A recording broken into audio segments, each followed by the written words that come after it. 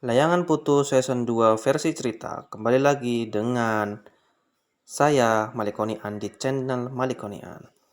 Selamat mendengarkan.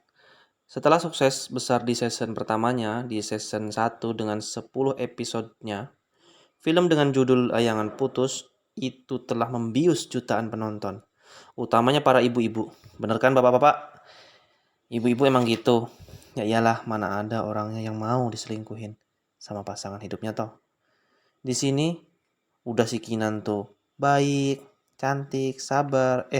Tiga-tiganya si Aris yang mukanya menghanyutkan itu main serong dengan si Lydia yang pelakor. Begitulah alur ceritanya di season satunya tersebut. Sehingganya tuh bikin penonton ingin banget mencakar-cakar si Aris dan juga pelakornya toh saking gregetannya, ya kan? Gregetannya penonton lalu meledak-ledak setelah episode 10 Kinan menggugat cerai Aris dan diterima oleh hakim. Serta juga putusan hakim menyerahkan hak asuh Raya sepenuhnya ke Kinan. Nah kan, kerasanya tuh nanggung toh ibu-ibu dan para penonton semuanya. Masa endingnya gitu-gitu doang? Masa endingnya gitu-gitu aja? Nampaknya perlu ya kan? Perlu nampaknya alur ceritanya tuh yang makin gregetin lagi. Season 2. Di dalam season 2 ini para penonton maunya alur cerita tuh seperti apa di film Layangan Putus. Gimana kalau gini teman-teman? Alur cerita di season 2 dikisahkan setelah Kinan resmi cerai dengan si Aris, lalu Aris nikah dengan Lydia si pelakor. Dan hidup bahagialah mereka berdua, yakni si Aris dan si Lydia itu. Iya, bahagia versi mereka, padahal kan versi penonton bahagia di atas penderitaan Kinan. Sungguh tega, sungguh kejam. Betul apa betul, ibu-ibu? Untuk masalah datang atau tidaknya Kinan dan Raya di pernikahan Aris dan si pelakor Lydia masih dirahasiakan ya, ibu-ibu dan teman-teman semuanya, oleh pihak produser. Biar kalian dan kita semua tuh penasaran. Hehehehe. Yang pasti setelah Aris dan si pelakor Lydia menikah, si Kinan dan putri kesayangannya Raya harus pergi ke luar negeri. Kenapa ke luar negeri? Kenapa coba teman-teman? Kenapa coba penonton? Kok si Kinan dan Raya harus keluar negeri? Tentu ini membuat para penonton bertanya-tanya, ya kan? Rasanya tuh kok serasa jadi menderita banget. Sepertinya si Kinan dan anaknya tuh. Setelah mantan suaminya dan mantan bapaknya tuh nikah dengan si pelakor Lydia.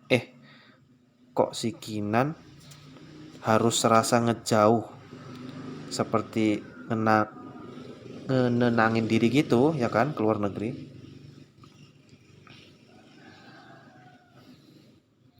Bukan itu teman-teman, bukan itu para penonton. Alasannya kenapa si Kinan dan si Raya harus pergi ke luar negeri tuh. Si Kinan dan Raya ke luar negeri sebab Kinan dapat jackpot teman-teman. Yakni menjadi perwakilan se-Asia dapat beasiswa kuliah lanjutan kedokteran spesialis penyakit baru nan langka. Jadi deh, si Kinan dan putri tercintanya Raya harus pergi berangkat ke luar negeri teman-teman. Gitu ya teman-teman, para penonton. Dan keberangkatannya si Kinan serta Raya ke luar negeri itu ada dilemanya. Ada dilemanya. Sebab apa teman-teman? Dilemanya? Ada yang tahu nggak?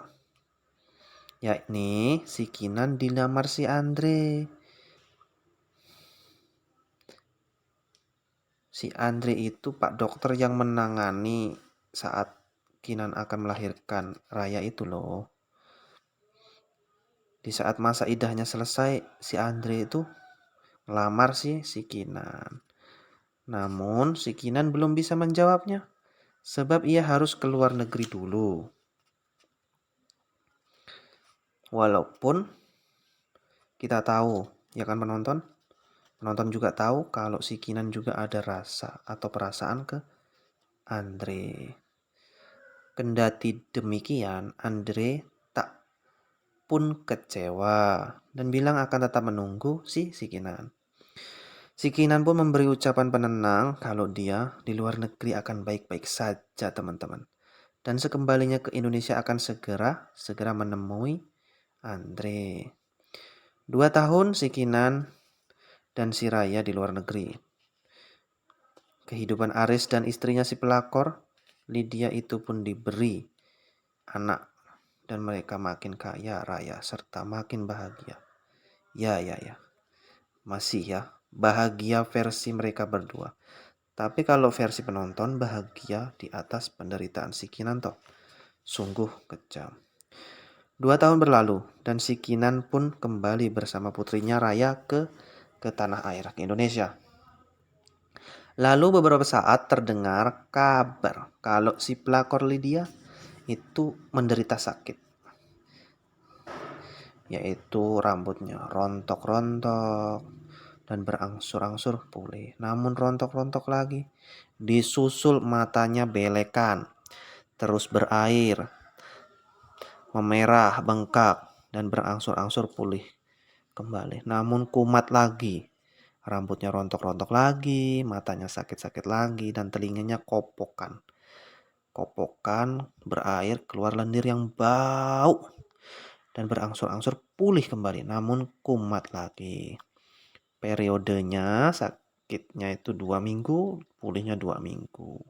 Seperti itu. Lalu kumat lagi. Dan seterusnya. Itu digadang-gadang si pelakor Lydia didiagnosis terjangkit penyakit baru nan langka. Namanya penyakit Kalma. KALMA. Apa teman-teman? Ya, penyakit Kalma. Dan berita ini pun terdengar oleh si Kinan. Sebab para dokter yang menangani si pelakor Lydia di awal-awal pun sudah mengharuskan si Aris membawa si pelakor Lydia atau istrinya itu untuk berobat ke si Kinan yang sudah punya ilmu dan memang dia sudah kuliah di perguruan tinggi lanjutan tentang spesialis penyakit baru dan langka tersebut, teman-teman. Awalnya sih Aris dan si pelakor keberatan, atau ya mungkin karena malu, ngerasa gak enak hati dan lain-lain. Tapi akhirnya mereka pun mau pergi berobat ke si Kinan. Dan Kinan pun mau mengobati istri mantan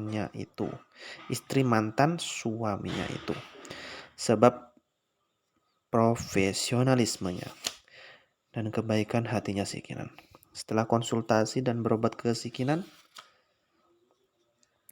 sakitnya si pelakor Lydia membaik, namun ya tetap kumat lagi. Rambutnya rontok-rontok, matanya belekan berair, telinganya kopokan, dan disusul hidungnya selalu keluar umbel kental hijau nan bau sekali. Periodenya sakit si pelakor, periodenya itu ya mendingan sih. Yang awalnya kumat 2 minggu itu sakit-sakitan, sembuh 2 minggu membaik. Nah kini menjadi kumatnya itu tetap 2 minggu. Penyakitannya itu kumat 2 minggu, tapi periode sembuhnya agak lama, yaitu 1 bulan. Namun tetap kumat-kumat terus, lagi dan lagi. Dan itu berjalan 1 tahun. Gitu terus teman-teman. Setelah setahun berjalan, Lalu masih aja kumat-kumat. Ya, si pelakor Lydia itu kumat-kumat lagi, rambutnya tetap rontok-rontok lagi, matanya belekan berair, telinganya kopokan, hidungnya umbelan, lendir-lendir bau keluar dari hidungnya, lalu kulitnya pun mulai berair menanahan, itu seperti kena minyak goreng, itu melentung-melentung gitu. Dan sembuh, kumat lagi, sembuh lagi, kumat lagi. Periodenya agak mending teman-teman. Sakitnya sebulan, sembuhnya sebulan. Dan itu berangsur-angsur atau berlangsung sampai 1 tahun lagi. Setelah 1 tahun, menambah lagi penyakitnya. Selain rambutnya yang rontok-rontok, matanya belekan berair, telinganya kopokan, hidungnya umbelan, kulitnya nanah-nanahan, dan tubuhnya pun makin kurus, kering. Yang dulunya itu ngebikin atau bikin si Aris terpesona, kini pun Aris pun sedikit merasa ngeri.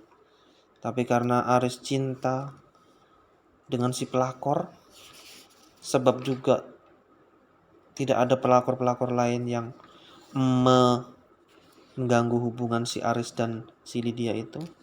Jadi Aris pun bertahan dengan si pelakor. Walaupun si Lydia lagi sakit-sakitan. Kalau versi mereka sih ya setia gitu. Padahal kan kalau versi penonton itu ya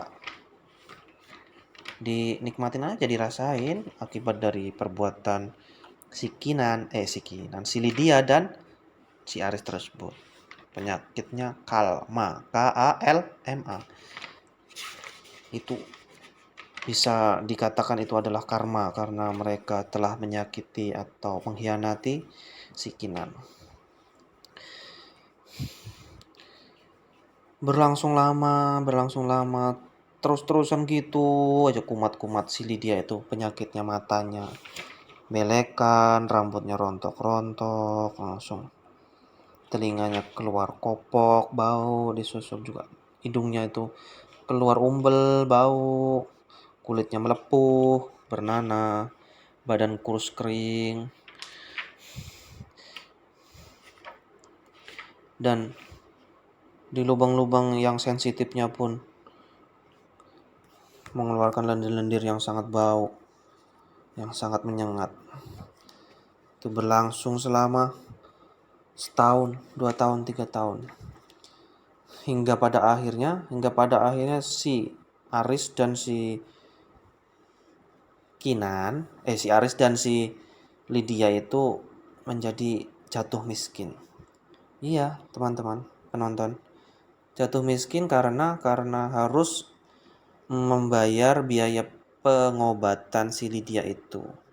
Baik itu di rumah sakit maupun kepada si Kinan. Kendati demikian, si Aris pun tetap berusaha bertahan bersama istrinya yang dahulu itu adalah seorang pelakor. Mereka jatuh miskin dan asetnya dijual semua untuk berobat.